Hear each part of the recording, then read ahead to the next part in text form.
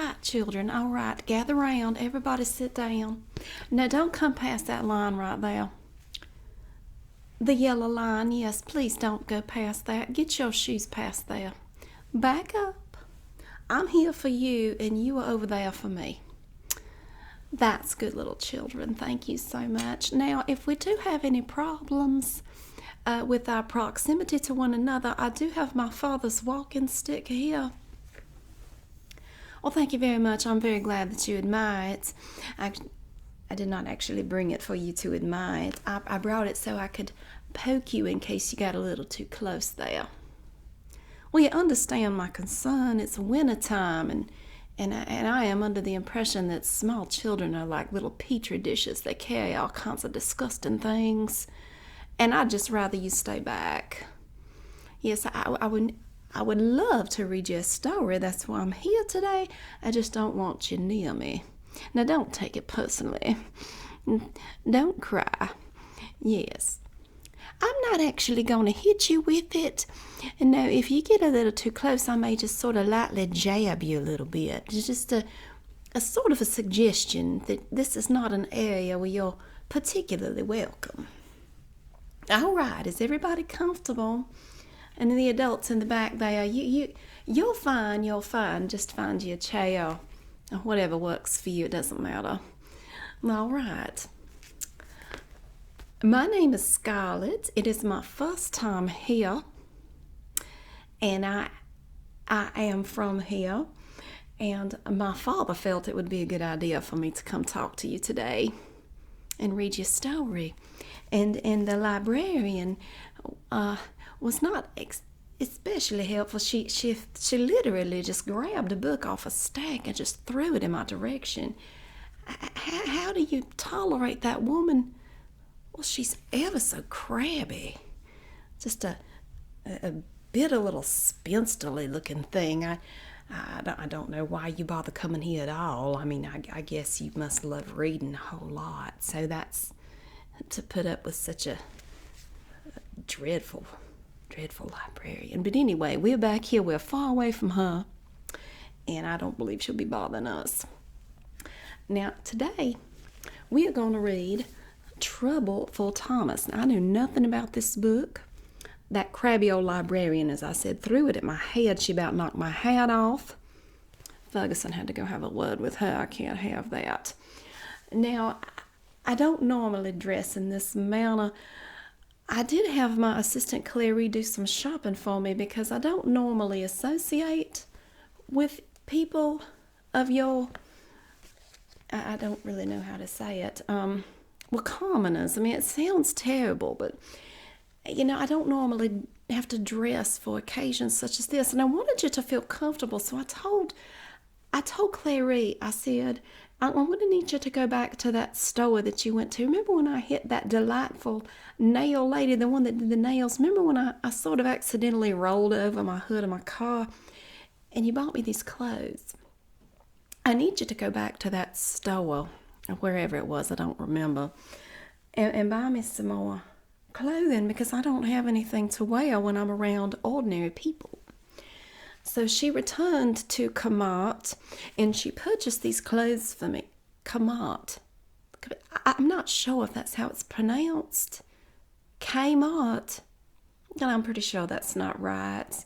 You don't pronounce the first letter of a word that way. You don't just pronounce the letter itself. That makes no sense. It's not Kmart. That can't be proper. No, she went to Kmart. I think it's German or something. And she bought these clothes off the peg for me. I told her to pick colorful items because little children like loud primary colors. It activates your brain and makes you smarter or something. I believe I heard that somewhere. And I don't have children myself. I know that's a shock. I don't actually feel terribly comfortable around children. They make me a little nervous. But I'm here today to read you a story, and I'm so happy to do it, especially since my father is amending his will, and he said it was very important that I show an interest in the community. And I said I would love to go read to some children at the library. So here we are. at Scarlett's Story Time. And I hope you enjoy it ever so much. Now, before we get started, I do see that it's near lunchtime. Has anyone fed you, little people? Have you been fed? Adults in the back, have you seen to it that your servants have fed these children? Oh, you don't have. Oh, that's right. I forget. You don't have servants. Oh, here comes Ferguson. Ferguson, bring my snacks in. Now, the librarian does not allow snacks in here, so don't tell anybody. But I brought some in for y'all because I understand that, if you want to make friends with children, you have to feed them. Like, you have to give them a snack. It's kind of like It's kind of like at the zoo. You can just give them some food and they'll like you after that. Or Ferguson's Dobermans. It could go either way. So I brought in Ferguson. Bring it here. Bring me the tray. Bring me.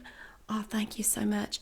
Now I had a little bit of a pinch. I didn't exactly know what children like to drink, and Ferguson was no help. Well, Google is your friend. You should have looked it up, Ferguson. And Clary was not there. I couldn't get her to help me with this. I wasn't sure what to bring as far as beverages were concerned. So let me see that. Thank you. So what I did, I looked through Clary's personal refrigerator. In our main kitchen, we have this personal refrigerator for all the servants. And she had this in there. And it's grape juice. Don't worry, ma'am. Don't worry. It's domestic.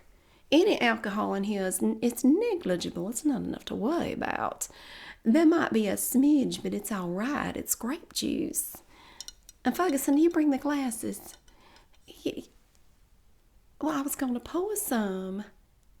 Well, they're never going to like me if I don't give them anything to eat or drink. I promise you, ma'am.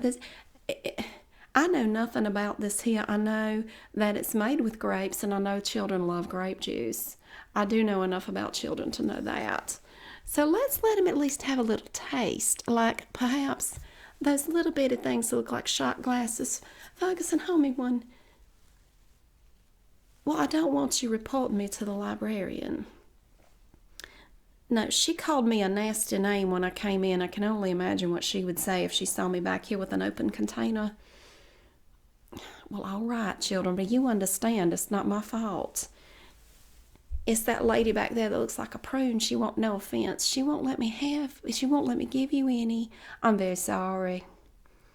Maybe if she steps out to the bathroom, I can give you some then. Maybe she's an older lady. They go to the bathroom a lot. They always have to pee. So when she steps out, maybe we'll give you a taste. All right. Can I at least give them something? Can I give them something to nibble on? Children are always hungry. You have to feed them, I think. Don't you? They eat pretty regularly, I'm pretty sure. But I brought this myself. I snuck it in my purse. It's very large and very expensive. I brought corn dogs for you little boys and girls. Do you like corn dogs? I understand that y'all like these. The servants always have these in their freezers in the main kitchen. Now, I've never personally eaten one of these things because they look disgusting. But I saw that they have honey flavor in here. And I know that you young people love honey flavored stuff. Yeah, I don't know if it's real honey or not. Oh, it's not. It's honey flavor. I have no idea what that's made of. But we have corn dogs in here. Now, certainly you don't have a problem with corn dogs. This is what children eat, right? This is like a staple of their diet. You have to do what with it? Well, I don't know. I took them out of the freezer. They're certainly not spoiled. You have to cook them. You have to do what with them now? Ferguson, why did you let me bring this? These have to be heated up or boiled, or what do you do with these things? You can, I'm not sure. I think you have to do something. Well, I'm very sorry. I messed up there. That was my fault. Well, I don't have a microwave handy. I think you're just trying to be funny now. Well, I do apologize. And, yes, well, if I have to come back again, I promise I will do some research first, and I will bring some more palatable Snacks and beverages, I'm sorry. I did not mean to get your hopes up. All right. Well, perhaps on the way out you can touch my Rolls Royce with your finger. Would that make you feel better? I promise you I won't mind. I keep disposable gloves in the trunk and Ferguson can get the cut. Ferguson, can you go ahead and get the gloves out so the children can touch the Rolls Royce? Thank you. Don't go far. I may need you to help me with that librarian if she comes in here. Take this bottle. You're going to have to take that on, all right? And take the rest of them as well. Don't let us see them. Yeah, I don't need her intervening. As I said, I'm here to read a story. Now, I've never actually read a story to children before, so you'll have to bear with me a little bit here. I'm not used to public speaking. I'm not used to being around the public, period, but I make an exception for you children today. So we have Trouble for Thomas and Other Stories, based on the Railway series by the Reverend W. Awdry.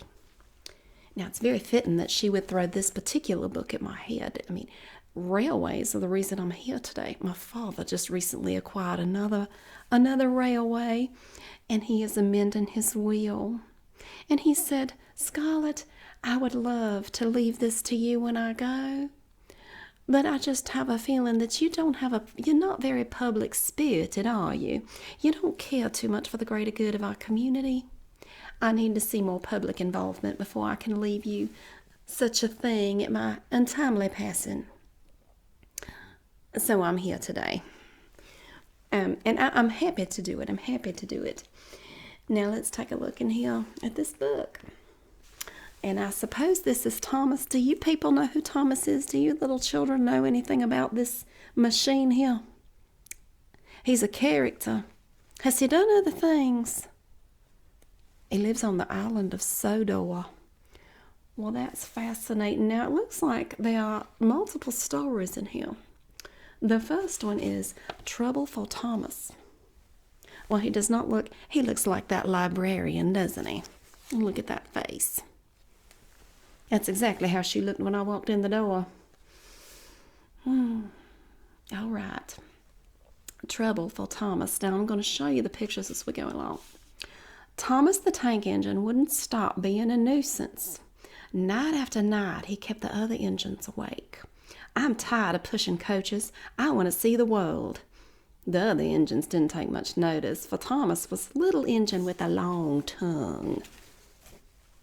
Sort of like that young man from Kiss, I suppose, although he's very tall. But one night, Edward came to the shed. He was a kind little engine and felt sorry for Thomas. I've got some freight cars to take home tomorrow.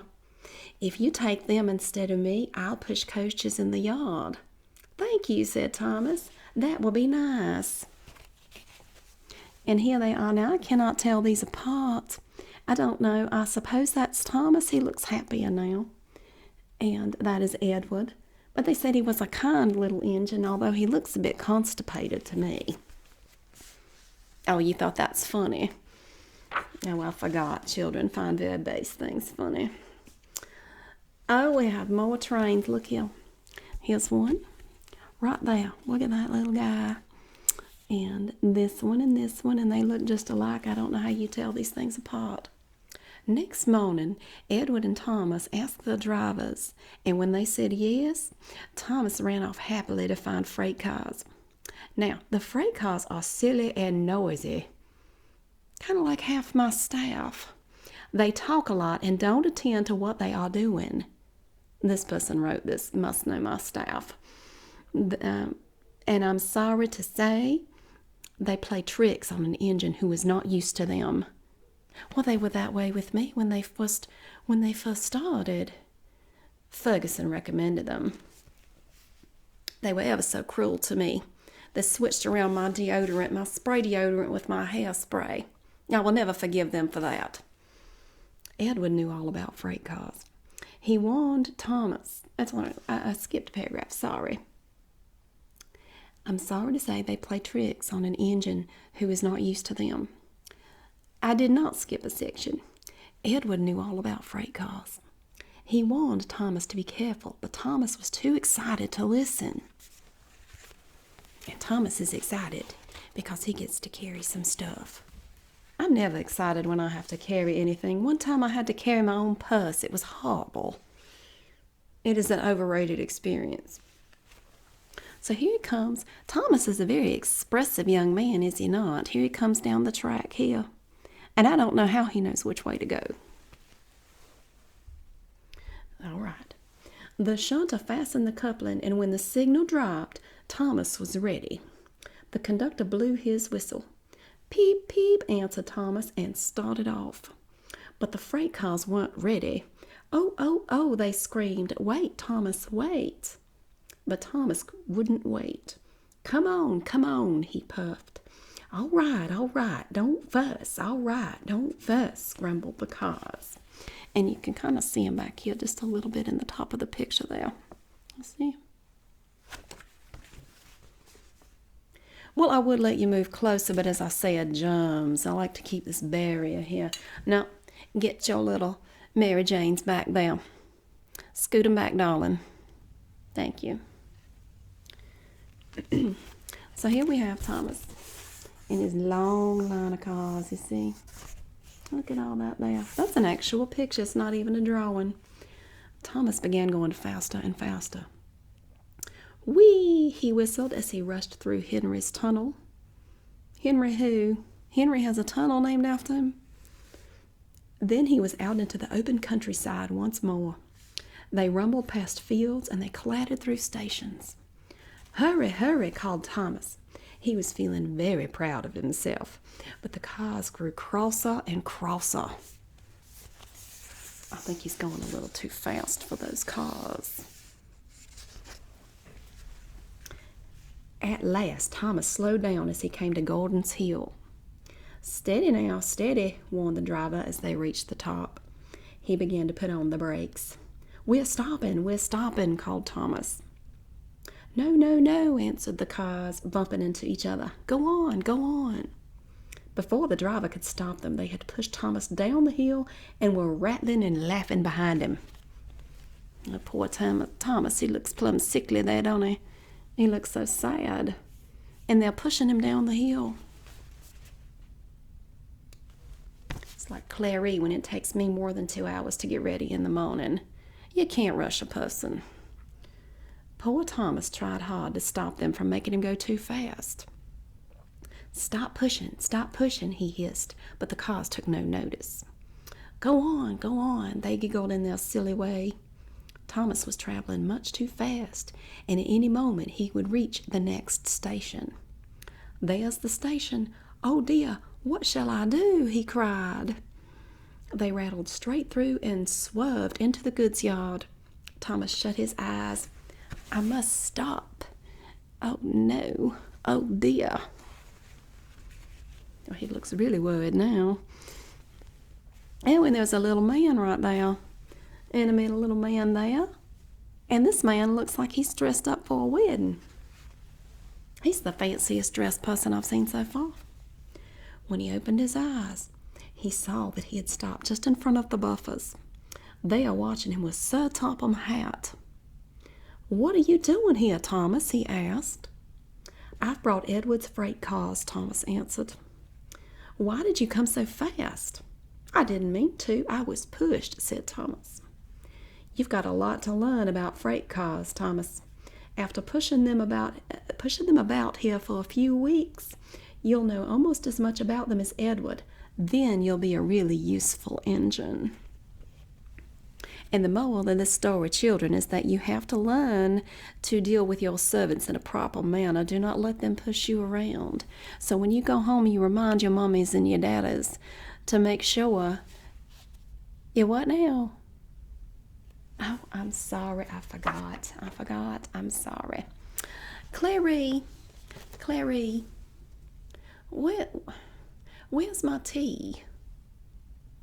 The librarian confiscated it. Oh, my word. I can't even have my iced tea. How am I going to take my blood pressure pill? This is killing me. Well, do you want to hear another story? Because that's the end of the first one. You want to, I suppose you are ready to go out and play? No? All right, well, we'll read another one then. Now, this one features the little man in the suit. Again, this is Thomas Saves the Day. Your jum's already getting to me. Every day, Sir Topham Hatt came to the station to catch his train. "Hello," he always said to Thomas. "Don't let the silly freight cars tease you. Remember, you have an important job as a special helper in the train yard." And he's very happy. Look at him smiling there. He's quite rotund, but he's very cute. I imagine he has no hair. And here's Thomas again. I recognize him. See, I'm learning. That one's Thomas, right? Well, how can you tell? The other one was blue. He has a number 1 on him. Oh, he does have a number 1. I see that now. All right. There were lots of freight cars, and Thomas worked very hard, pushing and pulling them into place. There was also a small coach and 2 strange things his driver called cranes. "That's the breakdown train," he told Thomas. "The cranes are for lifting heavy things like engines and coaches and freight cars." I don't see any crane in this picture. Do you see a crane? I don't see one. One day Thomas was in the yard. Suddenly he heard an engine whistling. "Help, help!" A freight train came rushing through much too fast. The engine was James. Now, who's James? Is this another train? And he was frightened. His brake blocks were on fire. They are pushing me, he panted. On, laughed the freight cars. These freight cars are just causing problems. Now, why is this allowed? And why are they talking? Has anyone ever questioned why these trains are talking? And the cars? Just what kind of world are we in that these things speak? And the people are speaking to them.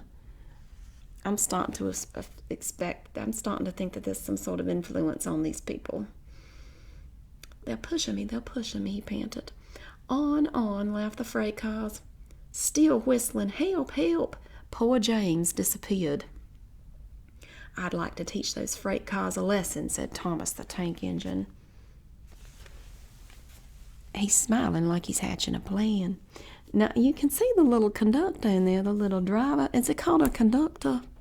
I need to learn these things if I'm going to inherit a railway one day. Is it an engineer or a conductor? Is there a difference? Does it matter? Do they care? I don't know what you call the people that drive the train. Anyway. Oh, now we have some weird little things here. I don't know what these are. Soon came the alarm. "James is off the line. The breakdown train, quickly!" Thomas was coupled on, and off they went. Thomas worked his hardest. "Hurry, hurry, hurry," he puffed. He wasn't pretending to be like Gordon. He really meant it. Bother those freight cars and their tricks. I hope poor James isn't hurt.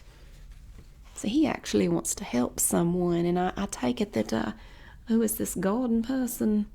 Gordon doesn't really care. He just pretends to be busy, like a certain Ferguson I know occasionally. Oh, dear. Oh, look what has happened here. Look at this poor little red train off in the dirt. Oh, he does look upset. I'm starting to develop concern and feelings for these little trains. James's driver and fireman were feeling him all over to see if he was hurt. Feeling a train to see if he's hurt. Does this not sound ridiculous to you? "Never mind, James," they said. "It was those silly freight cars and your old wooden brakes that caused the accident." Thomas pushed the breakdown train alongside. Then he pulled away the unhurt freight cars. Oh dear, they groaned. Serves you right, puffed Thomas. That's exactly what I was about to say there. He was hard at work, puffing backwards and forwards all afternoon. "This'll teach you a lesson, he told the freight cars. And they answered, "Yes, it will. Yes, it will." Now you can see them back here all clattered up. It's just a mess back there. And all their goods are spilled everywhere. They left the broken cars. Then with 2 cranes, they put James back on the rails. He tried to move, but he couldn't, so Thomas helped him back to the shed. It's very nice of Thomas to help him back there that way. Look at that. He's pulling him along, and he looks very happy. And then Sir Topham Hatt, too. It's funny how he always seems to be there when things go wrong. Has anyone noticed that? Did you ever watch Murder, She Wrote back in the 80s? I suppose not. You didn't exist then. Do you old people back there, did you watch Murder, She Wrote? Did you ever find it odd that Angela Lansbury was always there when somebody got murdered? She always seemed to be nearby, didn't she? I always wondered about that myself. Very strange. Sir Topham Hatt was waiting anxiously for them, conveniently nearby. Well, Thomas, he said, I've heard all about it, and I'm very pleased with you. You're a really useful engine. James shall have some proper brakes and a new coat of paint, and you shall have a branch line all to yourself. I hope to hear that one day when my father's untimely passing comes. Not that I'm eager for that, mind you. I'm just thinking ahead. James shall have an... I already read that. Oh, thank you, sir, said Thomas. And here he is. Oh, look at him there. And he has these passenger coaches. I do recognize those. Now Thomas is as happy as can be. He has a branch line and 2 coaches called Annie and Clarabelle. He puffs proudly backward and forward with them all day. You know, I believe we have 2 dairy cows in one of our pastures named Annie and Clarabelle. That's a real coincidence. Have you children ever seen real cattle? I should have you come out to we have a dairy farm on our property. I should have you come out and see them sometime. That'd be wonderful. Yes, it would. Oh, but don't get too comfortable there, Sonny. Back up, young man. But I like you very much. I think you're wonderful, but that's right, behind the line. Thank you. And now let's see here. He puffs proudly backward and forward with them all day. He is never lonely. Edwin and Henry stop quite often and tell him the news. Gordon is always in a hurry, but never forgets to say poop poop, and Thomas always whistles peep peep in return. I don't see Gordon in this picture here, just Thomas. He has the number 1 on him, so I know now that means that's Thomas. Thanks to you kids. We have another story here. Do you want to read another story? This one is called Thomas Goes Fishing. How does a train go fishing? Can somebody explain that to me? How do they hold the rod and reel? Well, even if they use a sapling, how are they going to hold it? Never mind baiting the hook. But that's neither here nor there. Maybe they'll answer these questions in the story. Thomas goes fishing. When Thomas... See, here he is. Yeah, there's a whole bunch of tracks. I don't know why. When Thomas puffed along his branch line, he always looked forward to something special. The sight of the river. As he rumbled over the bridge, he would see people fishing. Thomas often wanted to stay and watch, but his driver said no. What would Sir Topham Hatt say if we were late? But Thomas still thought it would be lovely to stop by the river. Every time he met another engine, he would say, I want to fish. But they all have the same answer.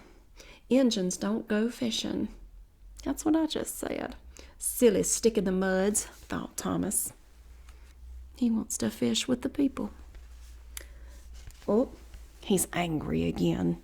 And he has a sign that says out of order. But I wonder what that's about. One day he stopped as usual to take in water at the station by the river. Out of order? Bother, said Thomas. I'm thirsty. Never mind, said his driver. We'll get some water from the river. They found a bucket and some rope and went to the bridge. Oh, and here they are at the river on this beautiful bridge. Isn't that nice? Yes, it is beautiful. Then the driver let the bucket down to the water. The bucket was old and had 5 holes, so they had to fill it, pull it up, and empty it into Thomas's tank as quickly as they could several times over. They finished at last. That's good, puffed Thomas, and Annie and Clarabelle ran happily behind. I'm glad to see he got rid of those other cars that were causing him all the problems. Oh dear. And now he's worried. Look at his little puffy face. He does look like he's retaining water. Suddenly, Thomas began to feel a pain in his boiler. Steam began to hiss from his safety valve in an alarming way. "There's too much steam," said his driver. "Oh dear," groaned Thomas. "I'm going to burst. I'm going to burst." They damped down his fire and struggled on. "I've got such a pain. I've got such a pain," Thomas hissed. And he is really struggling. Oh boy, he does look sick now, doesn't he? They stopped just outside the last station, uncoupled Annie and Clarabelle, and ran Thomas, who was still hissing fit to bust, on a side and right out of the way. So he's all by himself. They've taken the cars off. Then, while the conductor telephoned for an engineer inspector, the driver found notice in large letters which he hung on Thomas in front and behind. "Danger, keep away." Oh dear. It's kind of like Ferguson when he has his sauerkraut. I'm sorry, that was really crass. That was very rude. I apologize, Ferguson. I didn't mean to embarrass you. It's true, though. I have to send him to the back. Soon the inspector and Sir Topham Hatt arrived. "Cheer up, Thomas," they said. "We'll soon put you right." And as I said before, all of a sudden there's Sir Topham Hatt when there's a problem. Very suspicious. The driver told them what had happened. So the feed pipe is blocked," said the inspector. "I'll just look into the tanks." He climbed up and peered in, and then he came down. "Excuse me, sir. Please look in the tank and tell me what you see." "Certainly, Inspector," replied Sir Topham Hatt. There he is. Oh, he really looks concerned now. And he's surrounded by all of these people that got a ladder up there. And then he's still blocked off. "Danger, keep away." He clambered up, looked in, and nearly fell off in surprise. "Inspector," he whispered, "can you see fish?" "Gracious goodness me, how did the fish get in there, driver?" "We must have fished them from the river with our bucket," replied Thomas's driver. "Well, Thomas, so you and your driver have been fishing, but fish don't suit you. We must get them out." They all took turns at fishing inside Thomas's tank while Sir Topham Hatt looked on and told them how to do it. Now, how would Sir Topham Hatt know how to fish out of a train? He seems like a bit of a bossy know-it-all to me. When they had caught all the fish, they had a lovely picnic supper of fish and chips. So, those poor fish had a terrible day. First they get chucked into a train, and then they get caught and eaten. "That was good," said Sir Topham Hatt, "but fish don't suit you, Thomas, so you mustn't do it again." "No, sir, I won't," said Thomas sadly. "Injuns don't go fishing. It's too uncomfortable." So here he is, with all of the fish removed from his belly. Oh, and here we have, I believe it's one more story. And we'll go ahead and read it if you like. Now, what are you going to do after we finish these stories here? You're going to go out and play. All right. There's a playground? Oh, I would join you, but I believe I'd rather not. Perhaps on the way out we can go touch the Rolls Royce with the cotton gloves on. Ferguson, he has the gloves in a box. We can do that as soon as we finish this story. All right, now this final story is called Terence the Tractor. I'm assuming this is Terence here. I have no idea. He has tracks like a tank. Autumn had come to the island of Sodor. The fields were changing from yellow stubble to brown earth. And the picture's kind of blurry. But there's a man on here, and I'm assuming that this is Terence the Tractor. That looks like Thomas, and he looks grouchy again. Looks like your librarian again. It seems that he's in a bad mood a lot. And the tractor was hard at work as Thomas puffed along. Later, Thomas saw the tractor close by. "Hello," said the tractor. "I'm Terence. I'm plowing." "I'm Thomas. I'm pulling a train. What ugly wheels you've got." "They are not ugly. They are caterpillars," said Terence. "I can go anywhere. I don't need rails." "I don't want to go anywhere," said Thomas. "I like my rails. Thank you." So, they are talking about their mobility issues, I suppose, or lack thereof. Oh, and it's winter time, and Thomas is really angry now. He's in a bad mood a lot. He might want to look into some effects, some sort of antidepressant. I'm not really sure what's wrong with him. Winter came with dark clouds full of snow. "I don't like it," said Thomas's driver. "A heavy fall is coming. I hope it doesn't stop us." "Pooh," said Thomas. "Soft stuff, nothing to it." And he puffed on, feeling cold but confident. They finished their journey safely, but by now the country was covered. "You'll need your snowplow for the next journey, Thomas," said his driver. "Pooh, snow is silly soft stuff. It won't stop me." So he's very confident that snow will not be an issue for him. The snowplow was heavy and uncomfortable and made Thomas cross, but he was already in a bad mood. He shook it and he banged it, and when they got back, it was so damaged that the driver had to take it off. "You're a very naughty engine," he said to Thomas. So here you can see the thing there on the front of Thomas there. I guess that's his snowplow. And all the snow here. Boy, it really did snow quite a bit. And they have removed the snowplow from the front of Thomas here. And these men have taken it off. Next morning, Thomas's driver and fireman came early and worked hard to mend the snowplow, but they couldn't make it fit. Thomas was pleased.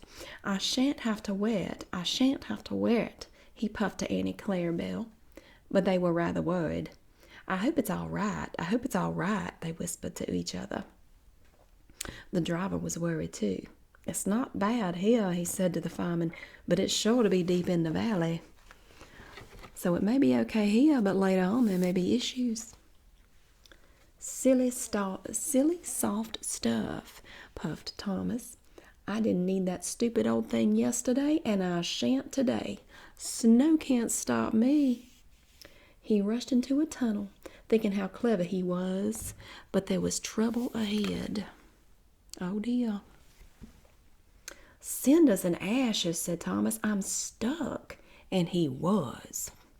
"Back, Thomas, back," said his driver. Thomas tried, but his wheels spun and he couldn't move. Well, he's almost completely covered in snow. Oh my goodness. Well, what's going to happen to Thomas? Oh, and here the coach is here. These must be Annie and Clarabelle back here. And all these little people are getting out. The conductor went back for help while everyone else tried to dig the snow away. But as fast as they dug, more snow slipped down until Thomas was nearly buried. "Oh, my wheels and coupling rods. I shall have to stop here till I'm frozen. What a silly engine I am." And Thomas began to cry. You can't really see him here. He's kind of up here. I guess he's embarrassed because he's crying. I hope none of the engines on my railway can cry. Oh, but here comes that tractor that we read about originally in the beginning of the story. At last, a bus came to rescue the passengers. And then, who should come to Thomas's rescue but Terence? Snow never worries him. Lucky he's got those tracks.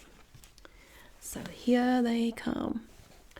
He pulled the empty coaches away and then came back for Thomas. Thomas's wheels were clear but still spun when he tried to move. Terence tugged and slipped and slipped and tugged and at last dragged Thomas clear of the snow, ready for the journey home. So they were able to clear the track and get all the snow out of the way with Terence the Tractor. Oh, and here they are, and they got all the snow off the track. Thank you, Terence. Your caterpillars are splendid, said Thomas. I hope you'll be sensible now, Thomas, said his driver. I'll try, said Thomas, and he puffed slowly away. And there he goes. And that is the end. Oh, all right. Did everybody enjoy story time? Wonderful. I actually did too. Now, we're going to go out single file. Okay, I'm going to go in the back, and we're all going to put on our gloves, and we're going to touch a Rolls Royce. All right. Wonderful. Yes, thank you. Don't touch me. Thank you very much. All right.